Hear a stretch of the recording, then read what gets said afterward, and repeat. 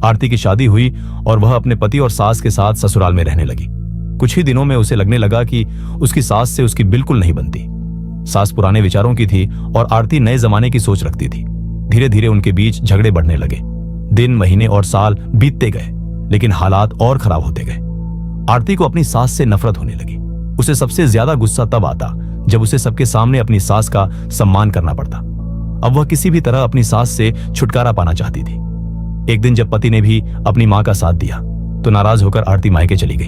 उसने अपने पिता, जो आयुर्वेद के डॉक्टर थे, से रोकर कहा, पिताजी मुझे कोई जहर दे दो, मैं उसे अपनी सास को खिला दूंगी, नहीं तो मैं अब ससुराल नहीं जाऊंगी।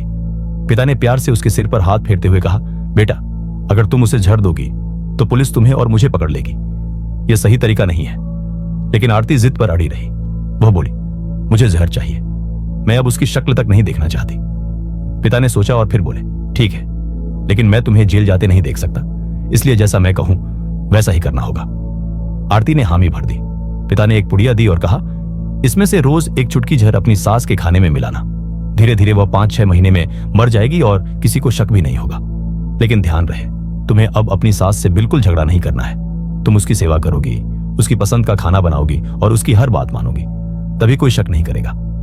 आरती ने सोचा, 6 महीने की ही तो बात है। उसने पिता की बात मान ली और ससुराल लौट आई।